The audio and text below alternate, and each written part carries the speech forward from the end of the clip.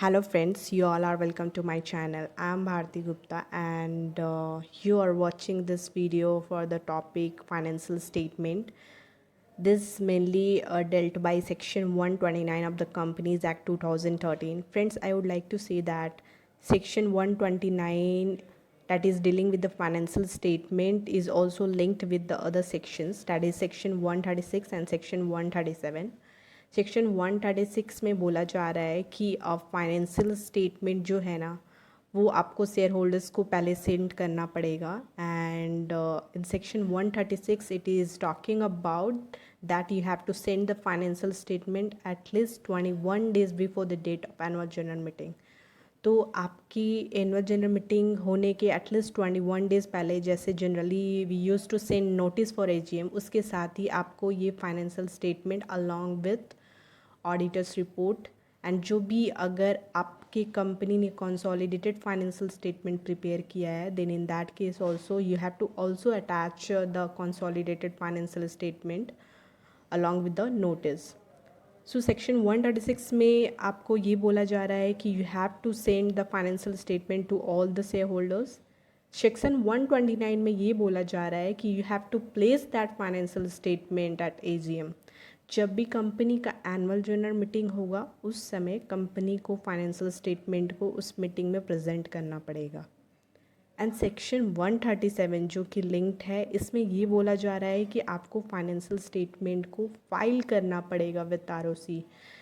अगर आपकी कंपनी में कंसोलिडेटेड फाइनेंशियल स्टेटमेंट प्रिपेयर करने की ज़रूरत है and you have prepare that, then you have to also file that consolidated financial statement. तो यह सेक्शन 137 में ये बोला जा रहा है कि within 30 days from the date of annual general meeting you have to file this financial statement. Mainly हम लोग इस वीडियो में बात करेंगे सेक्शन 129 के बारे में, क्या रूल्स एंड रेगुलेशंस इसमें बोला गया है, what are the compliance that is mainly talking about financial statement. We will mainly deal with that one. Let's move. See first of all I would like to say that कि financial statement में क्या क्या चीज़ आते हैं, what are the inclusive of financial statement. So friends, financial statement में आपके balance sheet आ जाते हैं, इनकम स्टेटमेंट जिसको हम लोग पीएल अकाउंट भी बोलते हैं, प्रॉफिट एंड लॉस अकाउंट, तो वो भी हमारे इंक्लूसिव होते हैं। कैश फ्लो आप जानते ही हो, कैश फ्लो भी इंक्लूसिव होते हैं, but cash flow her company को प्रिपेयर करने की ज़रूरत नहीं होती है। It is exempted, not applicable for 1% company, small company and dormant company. ये 3 कंपनीज़ को कैश फ्लो प्रिपेयर नहीं करनी पड़ती है, तो जनरली इनको छोड़ के और सारी ऑलमोस्ट कंपनियों को प्रिपेयर करनी पड़ती है। तो फाइनेंशियल स्टेटमेंट में आपका कैश फ्लो भी आएगा। Statement of change in equity ये ऑप्शनल है, अगर आपकी कंपनी में चेंजेस इन इक्विटी हुई है then that will be also included in financial statement. And apart from that any explanatory note, यहाँ पे एक्सप्लेनेटरी नोट के बारे में बोला जा रहा है। जो नोट्स टू अकाउंट अपने अटैच करते हैं, जितने भी balance sheets and income statement से रिलेटेड नोट्स बनते हैं हमारे नोट्स टू अकाउंट, उसके बारे में यहाँ बोला जा रहा है। एनी एक्सप्लेनेटरी नोट जो है वो भी इंक्लूसिव होंगे फाइनेंशियल स्टेटमेंट में।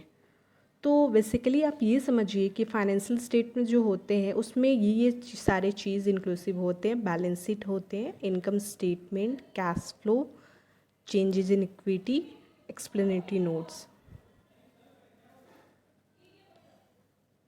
से फ्रेंड्स, सेक्शन 129 में आपको ये बोला जा रहा है कि आपको कुछ बेसिक रिक्वायरमेंट है। जब आप फाइनेंशियल स्टेटमेंट प्रिपेयर कर रहे हो तो आपको कुछ बेसिक रिक्वायरमेंट इस सेक्शन में बोला गया है जो आपको फुलफ़िल करना पड़ेगा।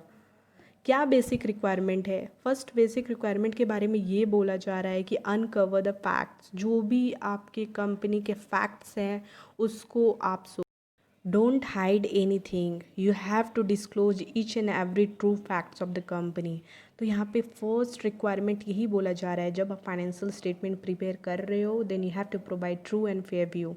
जो भी आपकी कंपनी की सच्चाई है वो उस फाइनेंशियल स्टेटमेंट में प्रोवाइड कीजिए। Don't hide anything. सेकेंड चीज़ ये बोला जा रहा है, you have to follow, you have to comply the accounting standard. Accounting standard दिया हुआ है, अकाउंटिंग स्टैंडर्ड के हिसाब से ही आपको प्रिपेयर करने होंगे फाइनेंशियल स्टेटमेंट। फाइनेंशियल स्टेटमेंट में जो भी आप दे रहे हो ना डिटेल्स, जो भी आप डिटेल्स प्रोवाइड कर रहे हो उसको जो भी डिटेल्स आप प्रोवाइड कर रहे हो उस चीज़ को प्रोवाइड करने के पहले you have to refer the accounting standard. जो भी स्टैंडर्ड में बोला गया है उसके हिसाब से ही आपको प्रिपेयर करना पड़ेगा। एंड एक चीज़ इसमें ये भी बोला गया है फ्रेंड्स, सपोज दैट आपने अकाउंटिंग स्टैंडर्ड के हिसाब से डिस्क्लोज़ नहीं किया है फाइनेंशियल स्टेटमेंट में, in that case you have to provide the details of such in your financial statement. आपको प्रोवाइड करना पड़ेगा कि क्या रीज़न है डेविएशन का एंड क्यों, कहाँ डेविएट किया गया है, क्या रीज़न था डेविएशन का और क्या इम्पैक्ट पड़ेगा उस डेविएशन से उस फाइनेंशियल स्टेटमेंट पे। ये डिटेल्स जो है ना आपको डिस्क्लोज़ करना पड़ेगा। थर्ड चीज़ बोला जा रहा है यहाँ पे कि स्केड्यूल 3 के बारे में, that you have to follow schedule 3 of companies act 2013। इसमें जो है ना फॉर्मेट दिया रहता है, आपका फॉर्मेट है जैसे कि बैलेंस शीट का फॉर्मेट है, पीएल अकाउंट का फॉर्मेट है, इसमें फॉर्मेट दिया है, वो फॉर्मेट ही आपको फॉलो करने पड़ेंगे जब भी आप फाइनेंशियल स्टेटमेंट प्रिपेयर कर रहे हो। तो you have to follow schedule 3 of the companies act 2013। ये जो बेसिक रिक्वायरमेंट है ये सारी कंपनियों को फॉलो करनी पड़ेगी जब वो फाइनेंशियल स्टेटमेंट प्रिपेयर कर रहे हैं तो। बट कुछ कंपनियों के लिए ये बेसिक रिक्वायरमेंट एप्लीकेबल नहीं है, जैसे कि इंश्योरेंस कंपनी हो गई, बैंकिंग कंपनी हो गई, इलेक्ट्रिसिटी कंपनी हो गई। इलेक्ट्रिसिटी कंपनी कहने के ये मतलब है कि the company who is engage in generation और सप्लाई ऑफ इलेक्ट्रिसिटी। और उसके अलावा और भी अदर कंपनियां जिनके लिए specified rules and regulations already उनके लॉ हैं, ऑलरेडी उनके अलग से एक्ट बनाए हुए हैं, उन कंपनियों के लिए ये बेसिक रिक्वायरमेंट जो है अप्लाई करना जो है ना कंपलसरी नहीं है। अलग से एक्ट बनाया है, जैसे कि इंश्योरेंस कंपनी का एक इंश्योरेंस एक्ट बना हुआ है पहले से, बैंकिंग कंपनी का बैंकिंग एक्ट बना हुआ है। तो इन सारी कंपनियों के जो ऑलरेडी एक्ट बने हुए हैं उन कंपनियों को ये बेसिक रिक्वायरमेंट फुलफिल करने की ज़रूरत नहीं है। That is not applicable for those company. And उसके अलावा एक और चीज़ मैं बोलना चाहूँगी कि ये सेक्शन 129 में आपको ये बोला गया है कि at every annual general meeting, जितनी बार भी आपकी एनुअल जनरल मीटिंग होगी कंपनी की, उसमें बोर्ड ऑफ डायरेक्टर को ये फाइनेंशियल स्टेटमेंट जो है ना सारे शेयर होल्डर्स एंड जितने भी पर्सन वहाँ प्रेजेंट है उनके सामने वो शो करना पड़ेगा, प्रेजेंट करना पड़ेगा। एंड उस एनुअल जनरल मीटिंग में मेनली बेसिकली यही होता है कि फाइनेंशियल स्टेटमेंट के जो भी फाइनेंशियल स्टेटमेंट में डिटेल्स दिए हैं उस टॉपिक पे डिस्कशन होते हैं एंड शेयर होल्डर्स के साथ उनके इंटरेक्शन होती है। शेयर होल्डर्स को अगर कुछ डाउट होते हैं तो शेयर होल्डर्स पूछते हैं कि क्यों ऐसा हो रहा है कंपनी में, क्यों प्रॉफिट नहीं हो रहा है या फिर प्रॉफिट हो रहा है तो कंपनी का क्या प्लान है फर्दर। ये सब सारी चीज़ों के बारे में डिस्कशन होते हैं ये एनुअल जनरल मीटिंग में। तो इसलिए फाइनेंशियल स्टेटमेंट जो है ना एजीएम में प्रेजेंट करना बहुत ही कंपलसरी होता है एंड उस कंपनी को उस एजीएम में उसको अप्रूव भी करवाना पड़ता है उस फाइनेंशियल स्टेटमेंट को। एंड अगर फ्रेंड्स, अगर आपकी कंपनी के केस में मान लो आपकी कंपनी होल्डिंग कंपनी है एंड आपकी कंपनी की सब्सिडरी कंपनीज है, subsidiary companies also inclusive of joint venture and associate company. तो अगर आपकी कंपनी के कोई joint ventures and associate company है, सब्सिडियरी कंपनी है, इन दैट केस आपको कंसोलिडेटेड फाइनेंशियल स्टेटमेंट प्रिपेयर करना पड़ेगा। एंड ये कंसोलिडेटेड फाइनेंशियल स्टेटमेंट भी ना उस एनुअल जनरल मीटिंग में प्रेजेंट करना पड़ेगा एंड उसको भी अप्रूव कराना पड़ेगा। अब ये फाइनेंशियल स्टेटमेंट जो होगा consolidated one, that should be same as the stand alone financial statement. जो आप स्टैंड अलोन फाइनेंशियल स्टेटमेंट में फॉर्म एंड मैनर अप्लाई किए हो वही सेम चीज़ आपको यहाँ अप्लाई करना है, बट कंसोलिडेटेड फाइनेंशियल स्टेटमेंट को बस कुछ कुछ चीज़ों को कंसोलिडेट करना पड़ता है। तो ये चीज़ आप ध्यान रखिएगा कि ये कंसोलिडेटेड फाइनेंशियल स्टेटमेंट जो है उसको भी आपको एनुअल जनरल मीटिंग में प्रेजेंट करना पड़ेगा। अब उनके लिए क्या, जो कंपनी है सेक्शन 129 को फॉलो नहीं करती है, फाइनेंशियल स्टेटमेंट को जो भी स्टैंडर्ड के हिसाब से, स्केड्यूल के हिसाब से डिटेल्स दिया हुआ है, जो रूल्स रेगुलेशंस दिया है, the company is not following those things, in that case what is the liability of the company.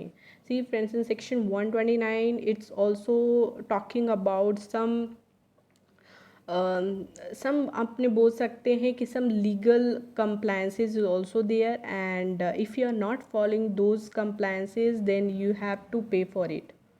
What do you have to pay? See, अगर उस कंपनी ने सेक्शन 129 के हिसाब से रूल्स फॉलो नहीं किया है, then in that case who will be responsible? Managing director of the company will be responsible, whole time director in charge of finance. जिस होल टाइम डायरेक्टर को उस फाइनेंस के लिए ही इंचार्ज दिया हुआ था कि आपको ही ये चीज़ संभालना है, वो होल टाइम डायरेक्टर रिस्पॉन्सिबल होगा। सीएफओ का तो मेन काम, चीफ फाइनेंशियल ऑफिसर का मेन काम ही होता है अकाउंट्स फाइनेंशियल्स को देखना, वो रिस्पॉन्सिबल होंगे। And any other person authorised by the board, या फिर कोई भी ऐसा पर्सन जिसको बोर्ड ने ऑथराइज़ किया था कि आपको ये काम देखना है अकाउंट्स एंड फाइनेंशियल्स का, वो पर्सन। अगर मान लो आपकी कंपनी में ये सब नहीं है, in absence of any of the officer, then in that case all the directors shall be punishable. जितने भी डायरेक्टर आपके कंपनी के, सारे इसमें रिस्पॉन्सिबल होंगे एंड पनिशेबल होंगे। इसमें पनिशमेंट के बारे में ये बोला गया है कि अगर आप सेक्शन 129 को फॉलो नहीं करते हो, then you will be liable for imprisonment that may extend to 1 year. यहाँ पे बोल रहा है मिनिमम कुछ भी हो सकता है and extend to 1 year, up to 1 year तक आपको जेल हो सकता है। एंड या और यहाँ पे दोनों बात बोली गई है। फाइन हो सकता है कम से कम 50,000, ज़्यादा से ज़्यादा 5 लाख। तो कम से कम 50,000 and it may extend to 5 lakh rupees तक आपको फ़ाइन हो सकता है या फिर इम्प्रिजनमेंट हो सकता है। इन दोनों के बीच में फ्रेंड्स और एंड दोनों दिया हुआ है। तो एंड मतलब ये भी हो सकता है कि आपको या तो जेल हो सकता है या फ़ाइन हो सकता है, या फिर आपको जेल एंड फाइन दोनों ही हो सकता है। तो I hope you can understand कि ये कितना इम्पॉर्टेंट है कि अपने फाइनेंशियल स्टेटमेंट सेक्शन 129 के हिसाब से बनाए, जो भी सेक्शन 129 में बोला गया है, एंड उसको फॉलो करें। So this was the basic rules and regulations that is mainly given section 129 for the financial statement. Thank you friends, thank you for watching this complete video. I hope you like this, and if you like it then please subscribe my channel, like and share it. Thank you.